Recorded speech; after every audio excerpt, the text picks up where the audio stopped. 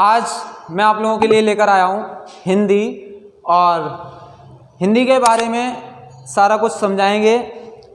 इससे पहले कि मैं बता दूँ, आप लोग हमारे चैनल पे नए हैं तो चैनल को सब्सक्राइब कर लें और बेल आइकन की घंटी दबा लें, जिससे कि जब भी वीडियो डाली जाए तो सबसे पहले आप लोगों के पास नोटिफिकेशन पहुंचता रहे। और इससे पहले मैं बता दूं कि जो हमारा चैनल है चंद्रा कैरियर पॉइंट एकेडमी, कई वीडियो के माध्यम से बताया गया है। आज फिर से एक बार बता देता हूं कि जो सेंटर है चोला बीज भंडार वाली गली में है, घंटाघर के पास कासगंज में।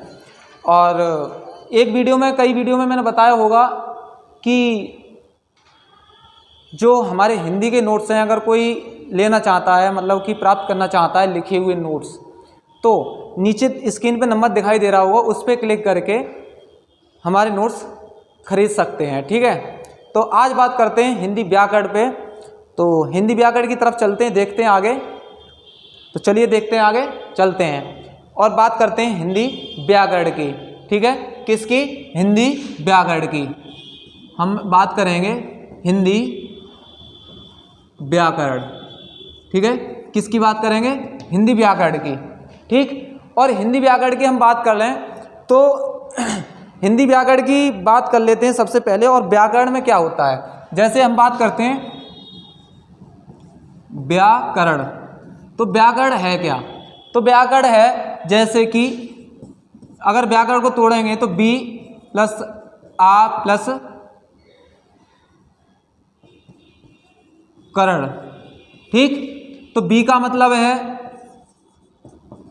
भली, और इसका मतलब है भांति, भली भांति, और इसका मतलब है समझना। क्या है? भली भांति समझना। ठीक है, और इससे पहले हम बात कर लें डेफिनेशन की। तो हमारी डेफिनेशन क्या कहती है? जैसे कि किसी भी भाषा को लिखने व बोलने, क्या? किसी भी हिंदी भाषा लिखने व बोलने के नियमों को, व्यवस्थित पद्धति को क्या कहते हैं? हम व्याकरण कहते हैं। ठीक है, यह हमें शुद्ध लिखने व शुद्ध बोलने का भी ज्ञान प्रदान कराती है। तो एक बार डेफिनेशन आपकी समझ में आ गई होगी, लिख देता हूं कुछ। ठीक है, तो किसी भी भाषा को लिखने व, जैसे किसी भी भाषा को लिखने व बोलने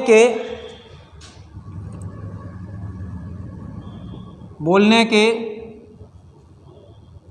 नियमों, बोलने व लिखने के नियमों को व्यवस्थित पद्धति, नियमों को व्यवस्थित पद्धति को क्या कहते हैं? व्याकरण कहते हैं। ठीक है, क्या कहते हैं? व्याकरण कहते हैं। अब इससे पहले, इसके आगे मैं बता दूं कि जब यह हमें क्या कराती है, जैसे कि अगली नई लाइन से लिखते हैं, यह हमें शुद्ध बोलने व लिखने का ज्ञान प्रदान कराती है। ठीक, क्या कराती है? ज्ञान प्रदान कराती है।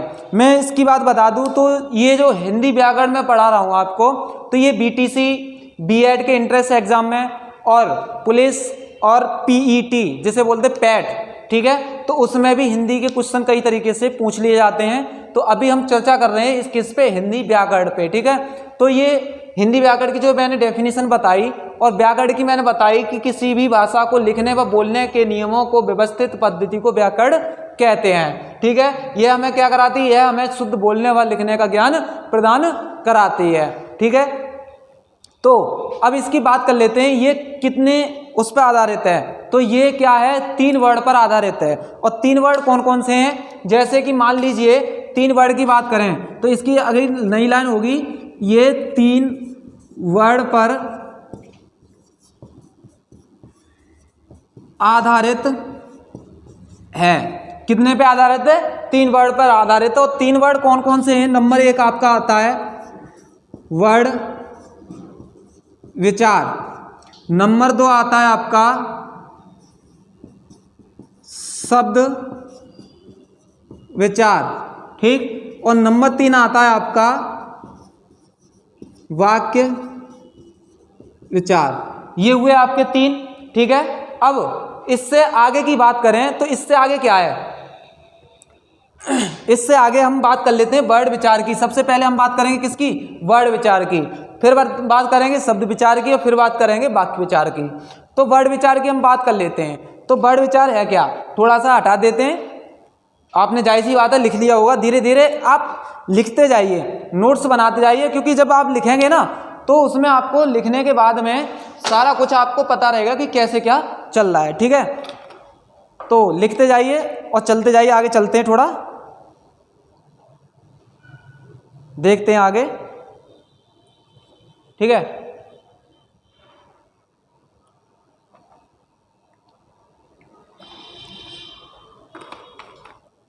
चलिए,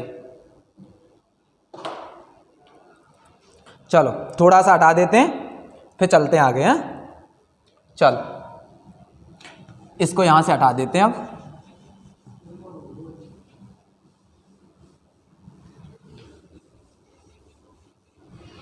वीडियो को आप लोग ज़्यादा से ज़्यादा शेयर करते जाइए। जब वीडियो को आप लोग शेयर करेंगे हमें अच्छा लगेगा थोड़ा, ठीक है। शेयर करते जाइए और चैनल को सब्सक्राइब करते जाइए, ठीक है ना। जितना शेयर कर पाएँ आप उतना शेयर करते जाइए।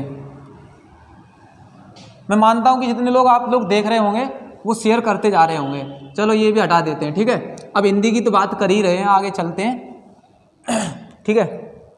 देखते हैं आगे, ये हुआ। अब देखते हैं, चलो हमने बात की थी किसकी? 3 वर्ड पर आधारित है। तो 3 वर्ड में सबसे पहला था क्या? आपका वर्ड विचार, ठीक है। किसका?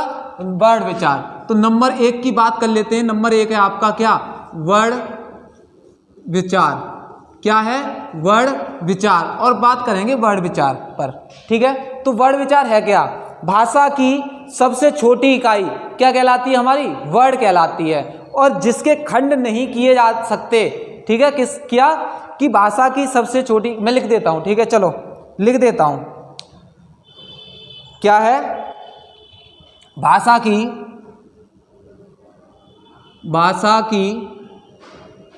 सबसे छोटी इकाई वर्ड है। क्या है? वर्ड है, ठीक है। इसे सबसे छोटी इकाई, भाषा की सबसे छोटी इकाई को क्या कहते हैं? वर्ड कहते हैं, ठीक है। जिसके खंड नहीं किए जा सकते। किसके? वर्ड के। जिसके खंड नहीं किए जा सकते हैं, ठीक है। क्या नहीं किए जा सकते? इसके खंड नहीं किए जा सकते हैं, ठीक है। अब बात कर लेते हैं कि हिंदी भाषा के वर्ड किस में लिखे हुए हैं? देवनागरी लिपि में। तो बात कर लेते हैं आगे। तो हिंदी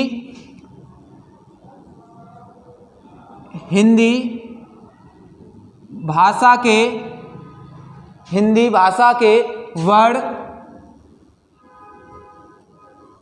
के वर्ड देवनागरी किसमें? देवनागरी लिपि में। देवनागरी लिपि में लिखे गए हैं। किस में लिखे गए हैं? देवनागरी लिपि में लिखे गए हैं, ठीक है। ये हुआ आपका वर्ड विचार। और वर्ड विचार में आपकी आती है क्या? वर्णमाला। क्या आती है? वर्णमाला, ठीक है। क्या आती है?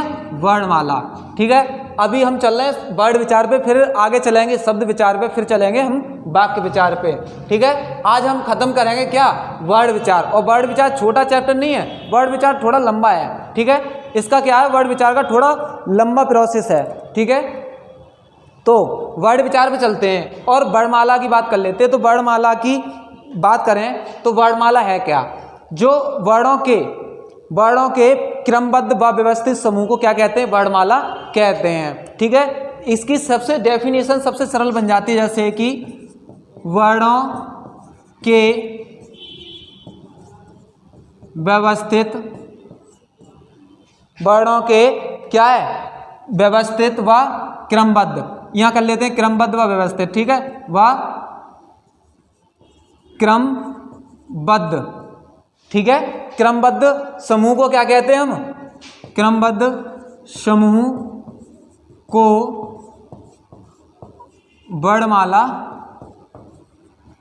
कहते हैं। क्या कहते हैं, वर्णमाला कहते हैं। ठीक है, अब हिंदी वर्णमाला में हम सबसे पहले बात करेंगे कि टोटल कितने होते हैं। हिंदी में वर्णमाला में अक्षर कितने होते हैं, टोटल 52 अक्षर होते हैं। और 52 अक्षर की हम बात कर लेते हैं सबसे पहला, जैसे कि हम बात कर लेते हैं हिंदी वर्णमाला में। ठीक है, तो हिंदी वर्णमाला, ठीक है, तो इसमें हिंदी वर्णमाला में आपके 11 स्वर। ठीक है, और 11 स्वर के बाद आपके 2 अयोगवा,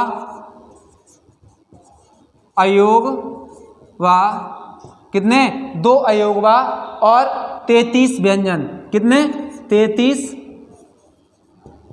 व्यंजन। ठीक है, कितने व्यंजन है, 33 व्यंजन। और 4 क्या हैं आपके, संयुक्त व्यंजन। ठीक है, क्या हैं, 4 आपके संयुक्त व्यंजन और 2 आपके हैं द्विगुण व्यंजन। क्या हैं, द्विगुण व्यंजन, द्विगुण व्यंजन। ठीक है, ये हुए आपके। तो इसको लगाकर कितना हो जाता है आपका, 52। चलो देखिए कितने हो गए, जैसे कि 2 और 1 3, 3 और 3 6, 6 और 4 10, 10 और 2 12 के 2 हासिल लगा 1, और 3 और 1 4, 4 और 1 5, जैसे कि एक हासिल भी तो लगा था। ठीक है, तो 2 और 3 5, तो कितने हो गए आपके, 52 कुल वर्ड। ये हुए आपके कुल वर्ड। ठीक है, या कुल अक्षर। ठीक है, अब इससे आगे बात कर लेते हैं। तो अब बात करें आगे की, तो आगे चलते हैं। सबसे पहले एक बात आती है, क्वेश्चन एक बन जाता है, जैसे कि मान लीजिए आप एक नई लाइन से लिख लीजिए, आपको क्या भाषा की सबसे छोटी इकाई ध्वनि होती है। क्या होती है, भाषा की सबसे छोटी इकाई ध्वनि है। ठीक है, ये क्वेश्चन बन जाता है कि भाषा की सबसे छोटी इकाई क्या है, तो भाषा की सबसे छोटी इकाई क्या है, ध्वनि है। ठीक है, और इस ध्वनि को क्या कहते हैं, हम वर्ड कहते हैं। और इसी में जोड़ देते हैं, और इस ध्वनि को वर्ड कहते हैं। क्या कहते हैं, इसे वर्ड कहते हैं। ठीक है, क्या कहते हैं, वर्ड कहते हैं। अब बात चलती है आगे। तो हिंदी के वर्णमाला में कुल वर्णों की संख्या कितनी है, 52। ये तो मैंने आपको बता ही दिया था, ये नई लाइन बनाने की कोई ज़रूरत नहीं है, इसे नई लाइन से बनाकर लिख लेना क्या, कि हिंदी वर्णमाला में कुल वर्णों की संख्या कितनी है, 52। थोड़ा सा हटा देते हैं, फिर चलते हैं आगे। ठीक है,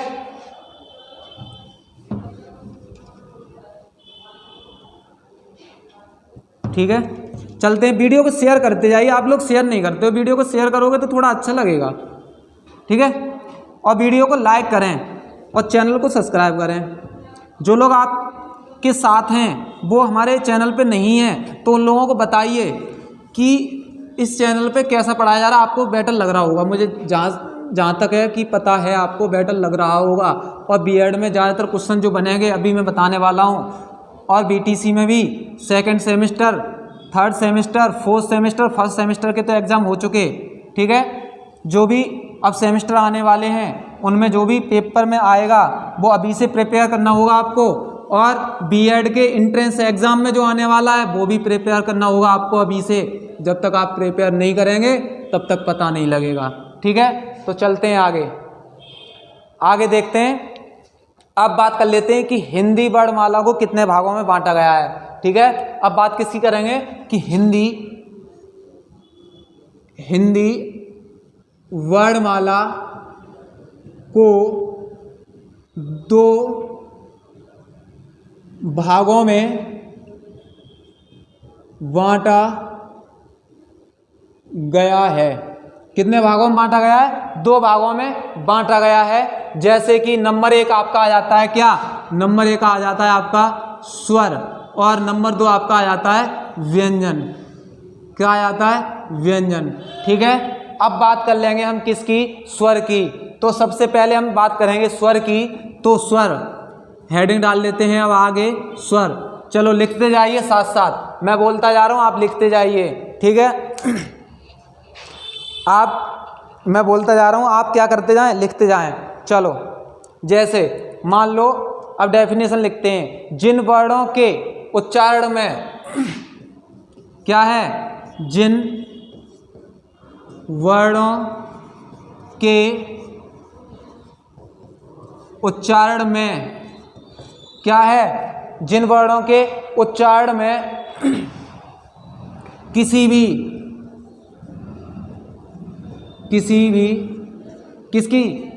किसकी मतलब किसकी सहायता नहीं लेनी पड़ती है। आपको ये डेफिनेशन जाहिर सी बात है सारे लोगों को पता होगा, ज़्यादा ये डेफिनेटली नहीं है। किसी भी अन्य वर्ड की सहायता, किसी भी अन्य वर्ड की सहायता नहीं लेनी पड़ती है। क्या कहलाते हैं? हमारे स्वर कहलाते हैं। सहायता।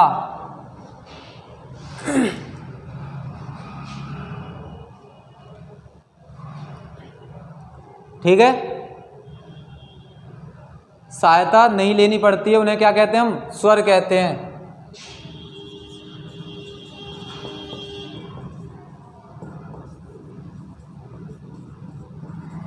क्या कहते हैं? स्वर कहते हैं। चलो चलते हैं आगे। ये हुई क्या? जिन वर्णों के उच्चारण में किसी भी अन्य वर्ड की सहायता नहीं लेनी पड़ती है उन्हें क्या कहते हैं? हम स्वर कहते हैं। ठीक है, अब बात कर लेते हैं स्वर के प्रकार की। ठीक है, किसकी बात करेंगे हम? स्वर के प्रकार। स्वर के प्रकार की बात कर लेते हैं। तो स्वर के प्रकार कितने हैं आपके? स्वर के प्रकार हैं आपके 3। कौन कौन से? जैसे कि नंबर 1 की बात कर लें तो नंबर 1 है आपका, इसे बोलते हैं मूल स्वर। दूसरे नाम से जानते हैं इसे लघु स्वर। ठीक है, लघु स्वर। और क्या जानते हैं? हास्य स्वर। हास्य स्वर। ठीक है, ये हुआ। और दूसरा आपका इसका प्रकार है आपका क्या? जैसे दीर्घ स्वर। दीर्घ स्वर। ठीक, और तीसरा है आपका प्लूत स्वर। क्या है? प्लूत स्वर। ठीक, अब इनके प्रकार तो हो गए 3, और तीनों प्रकार की अगर हम बात कर लें तो तीनों प्रकार में नंबर 1 की बात करेंगे हम, मूल स्वर, लघु स्वर, हास्य स्वर। तो इसकी हम बात करेंगे तो इनकी संख्या है आपकी 4, और इसकी मैं बात कर लूँ, इसकी संख्या है 4। और ये कौन से स्वर होते हैं? ये एक मात्रिक स्वर होते हैं। कैसे होते हैं? एक मात्रिक, एक मात्रा वाले। ठीक है, एक मात्रिक स्वर होते हैं। ठीक है, जैसे कौन कौन से स्वर होते हैं? ये होते हैं आपके आ, ई, उ, और आपका होता है रिस। ठीक है, ये क्या है? एक मात्रिक, मतलब कि एक मात्रा वाले। ये हैं आपके द्विमात्रिक, द्विमात्रा वाले। कितने? 2 मात्रा वाले। ठीक है, और इनकी संख्या है 7। ठीक है, जो कैसे है? इनकी संख्या कितनी है? 7 है। कौन कौन सी? जैसे बड़ा आ, ई, उ, ए, ऐ, ओ, आओ कितने हुए 2 4 6 7, ठीक है, इसकी संख्या कितनी है 7, और ये द्विमात्रक है, और त्रिमात्रक 3 मात्रा वाला त्रिमात्रक, ठीक है, तो इसकी संख्या है 1। जैसे कि मान लो ये है, इसे बोलते हैं हम ओम, ठीक है, ये क्या हुआ ओम, तो ये त्रिमात्रक हुआ, ठीक है। अब इस डेफिनेशन की बात कर लेते हैं, इसकी डेफिनेशन की बात कर लेते हैं, मूल स्वर, लघु स्वर, हास्य स्वर और दीर्घ स्वर और प्लुत स्वर की, ठीक है। तो डेफिनेशन की तरफ चलते हैं। तो डेफिनेशन क्या कहती है हमारी, जो इसकी डेफिनेशन है वो क्या कहती है हमारी, जिन स्वरों के उच्चारण में बहुत कम समय लगता है, जैसे कि लिख देता हूं, जिन स्वरों के उच्चारण में सबसे कम समय लगता है, सबसे कम समय लगता है, वह क्या कहलाते हैं हमारे लघु स्वर।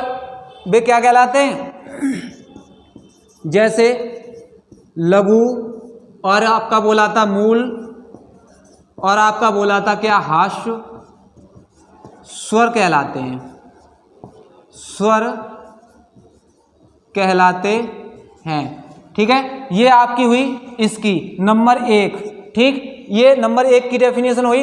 नंबर 2 आपकी दीर्घ स्वर की बात कर लेते हैं। तो दीर्घ स्वर क्या है, जिन स्वरों के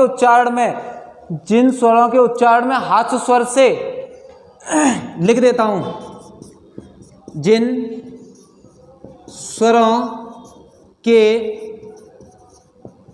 उच्चारण में हास्य स्वर से अधिक समय लगता है, वे क्या कहलाते हैं आपके दीर्घ स्वर कहलाते हैं, ठीक है। क्या कहलाते हैं, दीर्घ स्वर कहलाते हैं। आप ये लिखते जाइए, क्योंकि जब आप लिखते जाएंगे नोट्स होंगे आपके पास, तो जो बीएड या बीटीसी या किसी का भी एंट्रेंस एग्जाम या कोई एग्जाम होगा पुलिस वगैरह का या पैट का, तो उससे पहले क्या होगा, आप एक बार रिवीजन कर लेंगे तो बहुत जल्द आपका कवर हो जाएगा, ठीक है। तो इससे ये होगा। अब तीसरी बात करते हैं, तो चलते हैं आगे तीसरी पे, प्लुत स्वर पे। प्लुत स्वर क्या कहता है, बाद में थोड़ा सा साफ कर लेंगे, अभी थोड़ा प्लुत स्वर समझा देते हैं, ठीक है। प्लुत स्वर की बात कर लेते हैं। नंबर 3 क्या है, प्लुत स्वर, ठीक है, क्या है प्लुत स्वर। और प्लुत स्वर की बात कर लेते हैं। तो प्लुत स्वर क्या कहता है कि जिन स्वरों के उच्चारण में हास्य स्वर से भी अधिक समय लगता है, क्या लगता है, हास्य मतलब कि हास्य, और दीर्घ से भी अधिक, मतलब कि जैसे जिन स्वरों के उच्चारण में हास्य व दीर्घ से भी अधिक समय लगता है, वे प्लुत स्वर कहलाते हैं। क्या कहलाते हैं, प्लुत स्वर कहलाते हैं, ठीक है। अब ये आपने जाहिर सी बात है उतार लिया होगा, थोड़ा सा हटा देते हैं फिर चलते हैं आगे, ठीक है। हटा देते हैं थोड़ा सा, फिर चलते हैं आगे की तरफ। चलिए लिखते जाइए आप साथ साथ में, ठीक है, लिखते जाइए।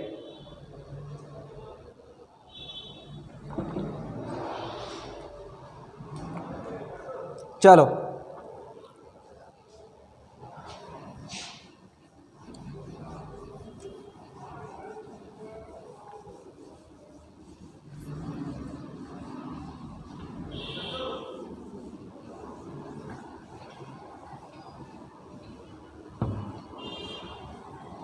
लिख लिया होगा आगे,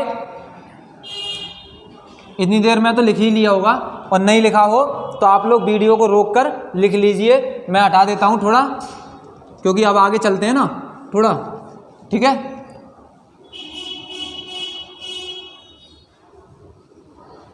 ठीक, चलो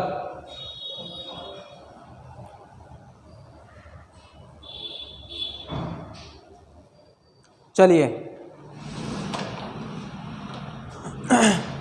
अब ये हुआ आपका कौन कौन से हास्य स्वर, दीर्घ स्वर और प्लुत स्वर, ये हुए। अब बात कर लेते हैं हम आगे।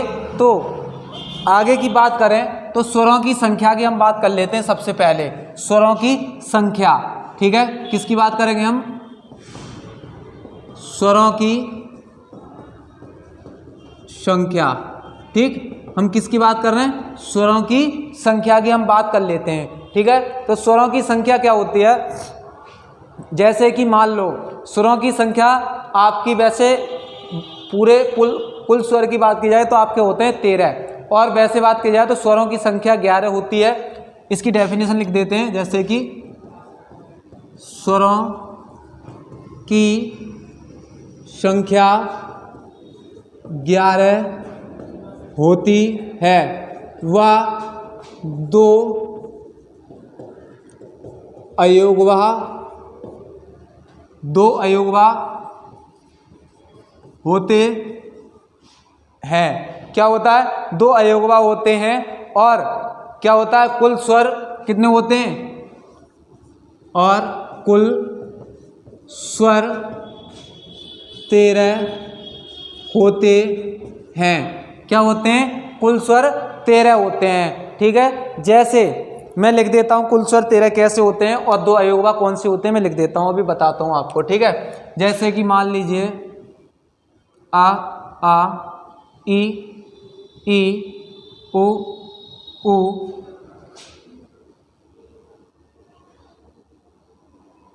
रेस ए ऐ ओ औ अंग हा, ठीक। ये हुए। टोटल कितने हो गए आपके? 1 2 3 4 5 6 7 8 9 10 11 12 13। कितने हो गए? 13 हो गए। अब मैं बात करता हूँ कि स्वरों की संख्या 11 होती है। तो स्वरों की संख्या 11 होती है तो कहाँ से कहाँ तक गिना जाता है? आ से लेकर औ तक गिना जाता है, ठीक है। तो कितनी हो गई? 11 और 2 अयोगवा। तो ये जो हैं आपके ये वाले, ठीक, इनको क्या बोला जाता है? अयोगवा, ठीक है। क्या बोला जाता है? अयोगवा बोला जाता है। और इसी के साथ साथ में एक चीज़ साथ साथ में बताता चलता हूँ मैं आपको, जैसे कि छोटी अंग, ठीक है, इसको बोलते हैं, क्या बोलते हैं? अनुस्वार, ठीक। और इसको बोलते हैं इसको बोलते हैं हम क्या? विसर्ग, ठीक। अब इसी की डेफिनेशन बन जाती है, जैसे कि, ठीक, तो ये अनुस्वार और विसर्ग। अब इसकी डेफिनेशन की बात कर लेते हैं, अनुस्वार और विसर्ग की प्रयोग कैसे किया जाता है। तो अनुस्वार के लिए हम करते हैं क्या? जैसे कि अनुस्वार के लिए हम प्रयोग करते हैं ये, ठीक, अनुस्वार के लिए, तथा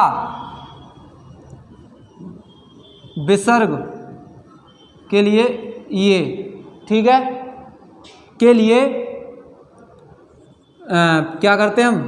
के लिए प्रयोग करते हैं। ये हुए, ठीक है। अब चलते हैं आगे, ठीक। अब चलते हैं आगे। तो अब बात करते हैं स्वरों का वर्गीकरण, ठीक। स्वरों का वर्गीकरण की हम बात कर लेते हैं, ठीक है। चलो देखते हैं। अब बात करते हैं स्वरों का वर्गीकरण की, ठीक है। तो स्वरों की वर्गीकरण की बात कर लेते हैं। यहां तक आ रहा होगा सर? ठीक है। स्वरों का वर्गीकरण, ठीक है।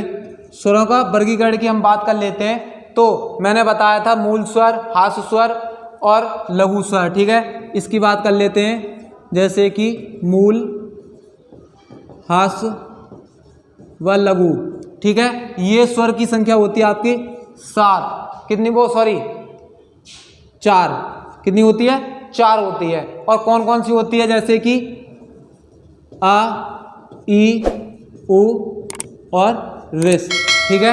आगे बात आती है आपकी, आगे बात आती है नंबर 2 दीर्घ स्वर की।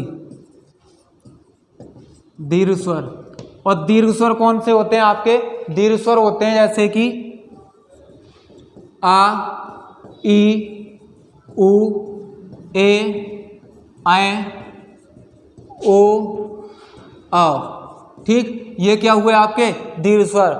इसकी संख्या कितनी होती है 7, ठीक है। अब आगे आता है दीर्घ, क्या आता है आपका, आगे आता है दीर्घ संधि स्वर। दीर्घ संधि स्वर, और इसे बोलते हैं सजातीय स्वर, ठीक है। इसकी संख्या होती है आपकी 3, कौन कौन सी, जैसे आ, ई, और क्या होता है आपका उ, ठीक है।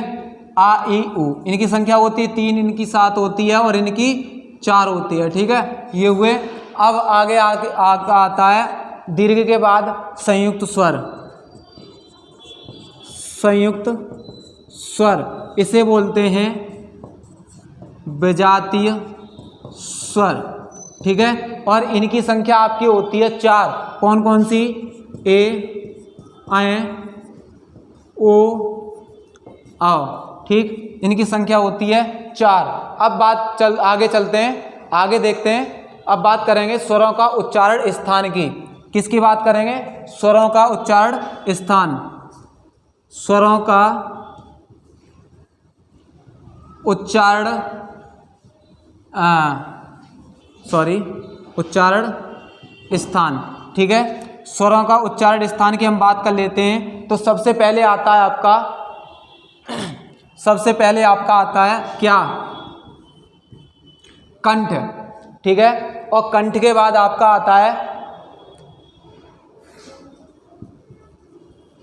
तालु, मूर्धा, कंठ, तालु, और आपका आता है ओष्ठ्य, ठीक, ओष्ठ्य स्वर। और इसके बाद आता है आपका मूर्धन्य,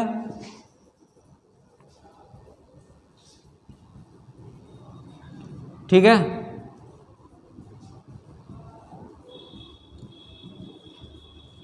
ठीक, मूर्धन्य, और मूर्धन्य के बाद कंठ तालव्य,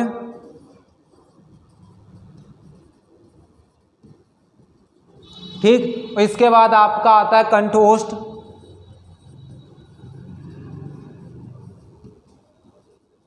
ठीक। ये हुए। अब इनके कंठ के अनुसार कौन कौन से आते हैं, कंठ के अनुसार आपके आते हैं जैसे कि आ, ठीक। और तालु के बाद ई, ठीक है। और ओ, कंठ की ओष्ठ के बाद क्या आता है आ, ई, उ, और मूर्धन्य में आता है ऋष, और कंठ तालव्य में आता है ए, ऐ, और कंठ ओष्ठ में आता है ओ, औ, ठीक। ये हुए। अब इसके बाद बात करते हैं आगे। तो आगे क्या है आपका, एक आ जाता है जीवा के आधार पर, ठीक है। यही छोटे से जगह में ही समझा देते हैं, यहाँ बता देते हैं। जीवा के आधार पर, मतलब कि जीव के आधार पर, और जीव के आधार पर होता है 3 प्रकार से, जैसे कि अग्र, मध्य, और होता है पश्च, ठीक है। 3 होते हैं, अग्र, मध्य, पश्च। और अग्र, मध्य, पश्च की हम बात कर लें तो अग्र में आपका आता है जैसे कि ई, ए, ऐ, इनकी संख्या होती है 4, ठीक है। और मध्य में आपका आता है बड़ा आ, इसकी संख्या होती है 1, ठीक। और पश्च स्वर में आपके आते हैं 5, कौन कौन से? आ, वो आ, उ,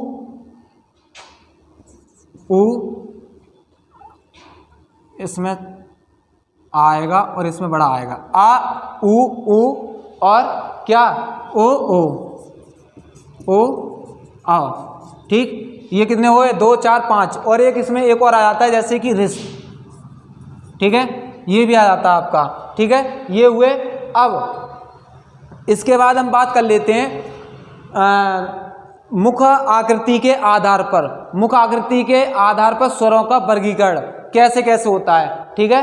तो यही छोटी सी जगह में बहुत जल्द बता देते हैं स्वरों का क्या बताया? मुख आकृति के आधार पर स्वरों का वर्गीकरण। मुख आकृति के आधार पर स्वरों का वर्गीकरण, ठीक है, इसे यहीं बता देते हैं, ठीक।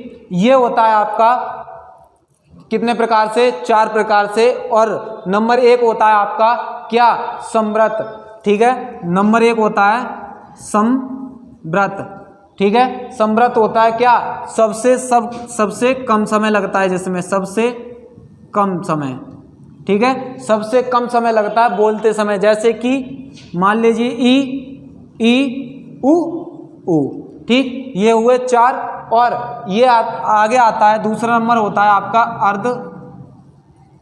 अर्ध समव्रत। और अर्ध समव्रत में क्या होता है? समव्रत से ज्यादा समय, समव्रत से ज्यादा, ठीक है, समव्रत से ज्यादा। और इनकी संख्या होती है 2। ये होते हैं आपके ए और ओ, ठीक। इसके बाद यहीं आ जाता है आपका नंबर 3। और नंबर 3 होता है अर्धविव्रत। क्या होता है? अर्धविव्रत, ठीक है, अर्धविव्रत होता है। और अर्धविव्रत मतलब कि अर्ध समव्रत से ज्यादा समय क्या लगता है? अर्ध समव्रत से ज्यादा, ठीक है। और इनकी संख्या होती है आपकी 3। कौन कौन सी? ए, ओ, और क्या होता है आपका? आ। जैसे ए, ओ, और आपका होगा आ, ठीक। अब अर्ध समव्रत के बाद आता है आपका, अर्ध समव्रत के बाद आता है विव्रत, ठीक है। और विव्रत है क्या? विव्रत में मतलब कि सबसे ज्यादा समय लगता है। क्या होता है? सबसे ज्यादा, ठीक है, सबसे ज्यादा समय लगता है। और ये होता है आपका, इसकी संख्या होती है 1। और ये होता है बड़ा आ, ठीक। ये समझ में आया होगा। अब बात करेंगे हम आगे। तो आगे हम बात करेंगे किसकी? व्यंजन की, ठीक है। स्वर का हो गया। अगली वीडियो के माध्यम से हम लेकर आएंगे आप लोगों के लिए व्यंजन, ठीक है। तो आप लोगों को वीडियो कैसी लगी? जाहिर सी बात है कुछ बेटर लगा होगा। और यूपी बीएड बीटीसी में और पैट में ज़्यादातर ये सी क्वेश्चन आएंगे। इसमें से अगर क्वेश्चन ना आए तब कहना, अगर यहाँ से क्वेश्चन 100% पूछ लिए जाते हैं, ठीक है। यहाँ से क्वेश्चन बनेगा आपका, यहाँ से आपका बन जाएगा 1 नंबर का क्वेश्चन बन जाएगा, ठीक है। यहाँ से भी पूछ लिया जाता है 1 नंबर का क्वेश्चन, ठीक है। और अग्र पश्च में भी से पूछ लिया जाता है बीटीसी या बीएड एंट्रेंस एग्जाम की बात करूँ 1 नंबर का, ठीक है। यहाँ से कई क्वेश्चन मिलेंगे आप लोगों को देखने के लिए, ठीक है। तो आप लोगों को वीडियो कैसी लगी कमेंट बॉक्स में बताएं। और वीडियो को ज़्यादा से ज़्यादा शेयर करें और चैनल को सब्सक्राइब करें। तो मिलते हैं नई वीडियो के साथ में। तो आज के लिए यहीं तक। तो जय हिंद दोस्तों, जय भारत।